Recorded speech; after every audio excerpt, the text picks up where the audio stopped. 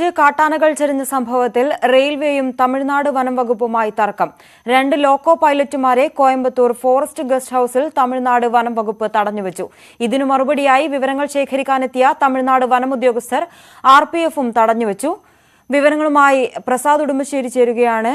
2 loco പൈലറ്റുമാരെ തടഞ്ഞുവച്ചിരിക്കുന്നു. എന്താണ് വിശദാംശങ്ങൾ പ്രസാദ്? ലിനിഷ, ഇന്നലെ രാത്രി 9 മണിക്കാണ് തമിഴ്നാട് മേഖലയിൽ ട്രെയിൻ ഇടിച്ച് 3 കാട്ടാനകൾ ചെരിഞ്ഞത്. ഈ സംഭവവുമായി ബന്ധപ്പെട്ടുകൊണ്ട് ലോക്കോ പൈലറ്റിൽ നിന്നും 2 ലോക്കോ പൈലറ്റുമാരെ തമിഴ്നാട് വനം വകുപ്പ് ഈ വിവരങ്ങൾ ശേഖരിക്കാൻ വേണ്ടി തമിഴ്നാട് ഫോറസ്റ്റ് ഗസ്റ്റ് ഹൌസിലേക്ക് വിളിച്ചിരുന്നു. കോയമ്പത്തൂർ ഫോറസ്റ്റ് ഗസ്റ്റ് ഹൌസിലേക്ക് വിളിച്ചിരുന്നു.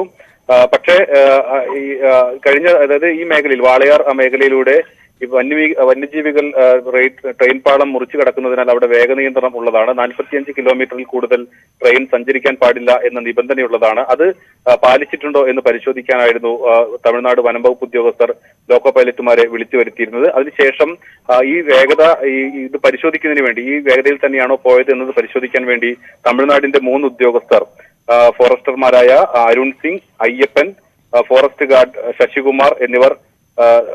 ശശികുമാർ, മറ്റൊരു സന്ദീപ്, അവരെ വാഹനത്തിൽ ഓടിച്ചിരുന്ന ഡ്രൈവർ സന്ദീപ് എന്നിവർ പാലക്കാട് RPF റെയിൽവേ ഡിവിഷനിലെത്തുകയും ഇത് പരിശോധിക്കാൻ വേണ്ടിയുള്ള നടപടികൾ സ്വീകരിക്കുകയും ചെയ്തിരുന്നു. ഇങ്ങനെയാണ് ഈ 4 വനംവകുപ്പ് ജീവനക്കാരെ, തമിഴ്നാടിന്റെ വനംവകുപ്പ് ജീവനക്കാരെ പാലക്കാട് RPFും തടഞ്ഞുവെച്ചു. അതിന് അവർ പറയുന്നത് ഈ ട്രെയിനിന്റെ ചിപ്പ്, അതായത് വേഗത പരിശോധിക്കുന്നത് അറിയുന്നതിനുള്ള ട്രെയിനിന്റെ ചിപ്പ് ഇവർ കൈക്കലാക്കി എന്ന ആരോപണമാണ് RPF ഉന്നയിക്കുന്നത്. എന്തായാലും ഇതുമായി ബന്ധപ്പെട്ടുകൊണ്ട് തമിഴ്നാട് വനം വകുപ്പും റെയിൽവേയും തമ്മിൽ വലിയ തർക്കം നിലനിൽക്കുന്നു എന്നുള്ളതാണ്. മുൻകാലങ്ങളിലും ഇത്തരത്തിൽ കാട്ടാനകളെ ട്രെയിൻ ഇടിക്കുന്ന സമയത്ത് ഇത്തരത്തിൽ വേഗത പരിശോധിച്ചിരുന്നു. പക്ഷേ ഇത്തവണ കൂടുതൽ കർശനമായ ഒരു നിലപാടിലേക്ക് തമിഴ്നാട് വനം വകുപ്പ് പോകുന്നു. അതുകൊണ്ടാണ് 2 ലോക്കോ പൈലറ്റുമാരെ വിവരങ്ങൾ ശേഖരിക്കുന്നതിന് വേണ്ടി വിളിച്ചു വരുത്തുകയും പിന്നീട് ഇവരെ തടഞ്ഞു വെക്കുകയും ചെയ്തിട്ടുള്ളത്. അതായത് ഇത് പരിശോധിച്ചതിന് ശേഷം 45 കിലോമീറ്ററിൽ താഴെയാണ് ഈ വാഹനം ട്രെയിൻ പോയിരുന്നത് എങ്കിൽ മറ്റു നടപടികൾ എടുക്കില്ല. പക്ഷെ അതിൽ കൂടുതൽ വേഗതയിൽ പോയാൽ ഇവർക്കെതിരെ നടപടിയെടുക്കാനായിരുന്നു തമിഴ്നാട് വനം വകുപ്പിന്റെ തീരുമാനം.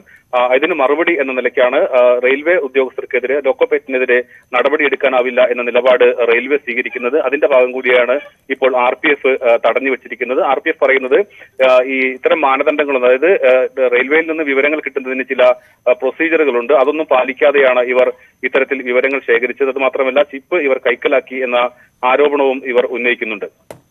ശരി, ട്രെയിൻ ഇടിച്ച് കാട്ടാനകൾ ചരിഞ്ഞ സംഭവത്തിൽ റെയിൽവേയും തമിഴ്നാട് വനം വകുപ്പുമായി തർക്കം. വിവരങ്ങളാണ് പ്രസാദ് ഉടുമ്പശ്ശേരി നൽകിയത്.